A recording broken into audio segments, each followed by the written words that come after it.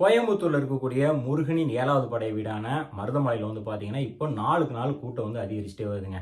முதலாம் பார்த்தீங்கன்னா, சில 100 பேர் சாமி கும்பிட்டு போயிட்டு இருந்தாங்க. இப்போ தினமும் ஆயிரக்கணக்கில வந்துட்டு இருக்காங்க. காரணம் என்னன்னா, கோயம்புத்தூருக்கு சுற்றுலா வர்றவங்க எல்லாருமே மருதமலையில சாமிய தரிசனம் பண்ணிட்டு போறாங்க.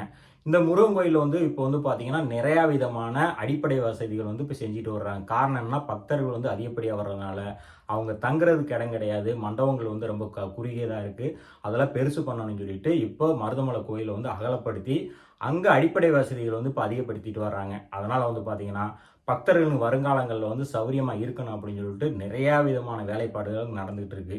இது போக பார்த்தீங்கன்னா, மருதமலையில நிறையா விதமான மாற்றங்களும் இப்போ பண்ணிட்டு வர்றாங்க. லிஃப்ட் வசதி செய்ய போறாங்க. இது போக முக்கியமான விஷயம் ஒண்ணு இப்போ சொல்லியிருக்கிறாங்க இந்து அறநிலையத்துறையிலிருந்து. என்னன்னா, மருதமலையில ஆசியாவிலே இல்லாத அளவுக்கு முருகன் சிலை அமைக்கப்படும் அப்படின்னு சொல்லியிருக்கிறாங்க. அது எப்படின்னு பார்த்தீங்கன்னா, 180 அடி உயரத்துல முருகன் சிலை அமைக்கப்படும். இது ஆசியாவிலே கிடையாது. இதுதான் முதல் சிலையா இருக்கும் அப்படிங்கிற மாதிரி சொல்லியிருக்கிறாங்க. இதுவும் பார்த்தீங்கன்னா, மருதமலைக்கு இப்போ பெரிய ஒரு பேரை கொண்டு வரும் அப்படிங்கிற மாதிரி நம்ம பார்க்குறோம். ஏன்னா இது தமிழ்நாட்டை பொறுத்தளவு எங்கேயுமே கிடையாது. இப்போ ஆசியாவில் இல்லைங்கிறாங்க. அப்படி ஒரு சிலையை அமைச்சாங்கன்னா, கண்டிப்பாக மருதமலையில் இன்னும் கூட்டம் அதிகரிக்கும் அப்படிங்கிறத நம்ம பார்க்கலாம். அதுக்கு அடுத்தபடியாக பார்த்தீங்கன்னா, இந்த பகுதி பூராமே பார்த்தீங்கன்னா, இப்போ பொலிவோடு இருக்குது அப்படின்னு சொல்லலாம். ஏன்னா அந்த அளவுக்கு மருதமலை கோயில் பிரபலமாயிட்டு வருது.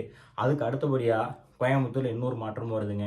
அது என்னன்னு பார்த்தீங்கன்னா, கோவை உக்கடம் பஸ் ஸ்டாண்டில் 2 பஸ் ஸ்டாண்ட் கட்ட போகிறாங்க.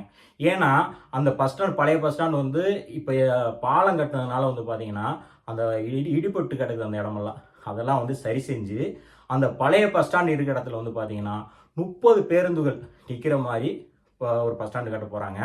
அதுக்கு பக்கத்தில் பார்த்தீங்கன்னா, பேரூர் பைபாஸ் ரோட்டில் பார்த்தீங்கன்னா ஒரு பஸ் ஸ்டாண்டு கட்ட போகிறாங்க. அதில் 28 பேருந்துகள் நிற்கிற மாதிரி பஸ் ஸ்டாண்டு கட்ட போகிறாங்க. இதுக்கு செலவு பார்த்தீங்கன்னா 21 கோடியே 55 லட்சம் செலவு பண்ண போகிறாங்க. அந்த அளவுக்கு பார்த்தீங்கன்னா பஸ் ஸ்டாண்டு பொலிவோடு கட்ட போகிறாங்க. ரொம்ப வசதியாக இருக்கும் அப்படிங்கிற மாதிரி, நவீனமாக இருக்கும் அப்படிங்கிற மாதிரி சொல்லப்படுது.